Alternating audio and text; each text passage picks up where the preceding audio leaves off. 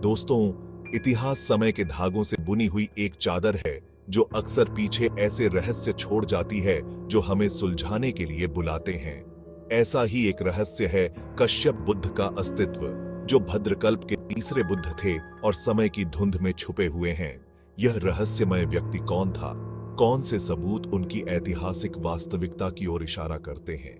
हमारा सफर हमें प्राचीन भारत के बीचों बीच ले जाता है, जहां सदियों से कश्यप बुद्ध के जीवन और शिक्षाओं की फुसफुसाहट गूंजती रही है। प्राचीन स्तूपों के भव्य खंडहरों से लेकर मौसम की मार से घिसे पत्थरों पर की गई जटिल नक्काशी तक, हम एक ऐसी कहानी के टुकड़ों को जोड़ने की कोशिश करते हैं जिसने सदियों से विद्वानों और जिज्ञासुओं को मोहित किया है।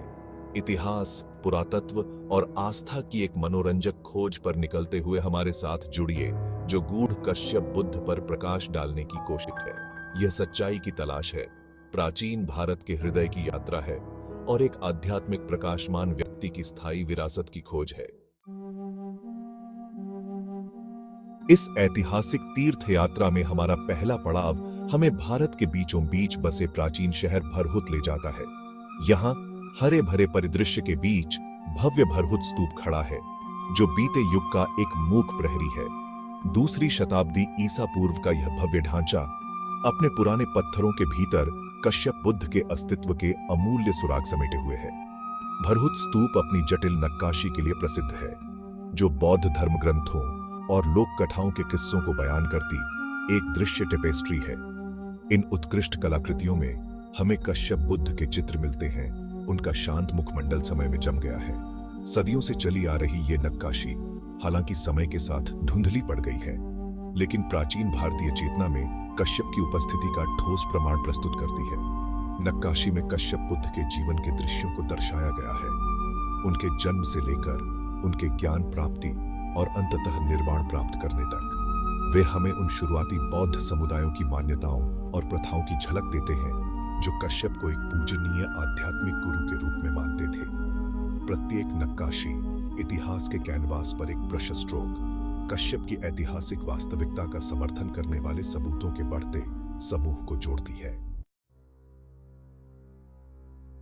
कश्यप बुद्ध की हमारी खोज अब हमें दक्षिण की ओर कर्नाटक के धूप से सराबोर मैदानों में ले जाती है। यहां कनगनहल्ली गांव में एक प्राचीन बौद्ध मठ के खंडहर हैं। इसके पुराने पत्थर एक सुनहरे अतीत की कहानियां सुनाते हैं। इन खंडहरों के बीच इतिहास के ताने बाने में उकेरे गए हैं कनगनहल्ली शिलालेख, जो पहली शताब्दी ईसा पूर्व के हैं। ब्राह्मी लिपि में लिखे गए ये शिलालेख कश्यप बुद्ध के अस्तित्व की पुष्टि करते हुए महत्वपूर्ण पुरालेखीय साक्ष्य प्रदान करते हैं।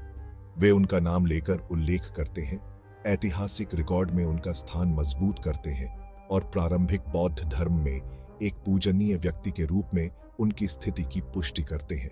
शिलालेख पूरे भारतीय उपमहाद्वीप में बौद्ध धर्म के प्रसार के बारे में बहुमूल्य जानकारी प्रदान करते हैं, जो कश्यप की शिक्षाओं की भौगोलिक पहुंच को दर्शाते हैं। वे इस प्राचीन आध्यात्मिक गुरु की स्थायी विरासत के प्रमाण के रूप में कार्य करते हैं, जिनका प्रभाव भौगोलिक सीमाओं को पार कर गया और प्राचीन भारत के धार्मिक परिदृश्य पर एक अमिट छाप छोड़ी।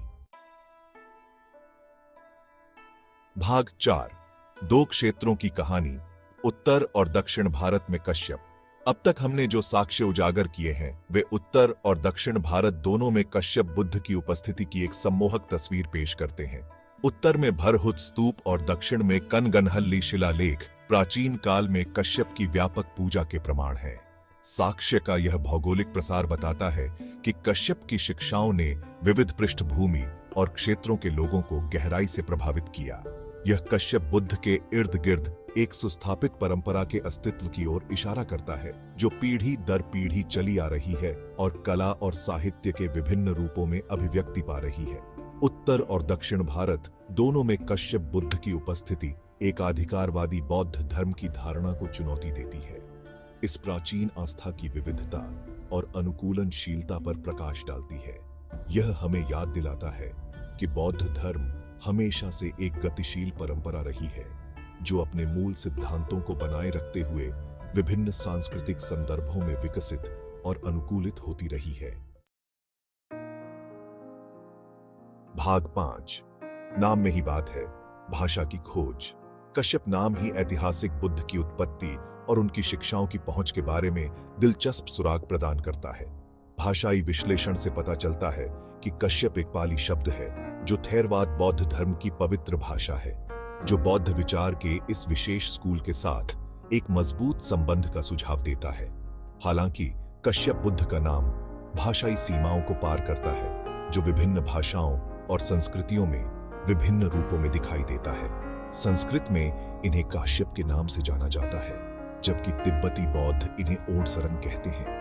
वर्तनी और उच्चारण में ये विविधताएं पूरे एशिया में कश्यप की कथा के व्यापक प्रसार को दर्शाती हैं। ये भाषाई रूपांतरण सांस्कृतिक संचरण की तरलता और कहानियों और मान्यताओं को उन भाषाओं द्वारा आकार देने के तरीकों को उजागर करते हैं, जिनके माध्यम से उन्हें व्यक्त किया जाता है।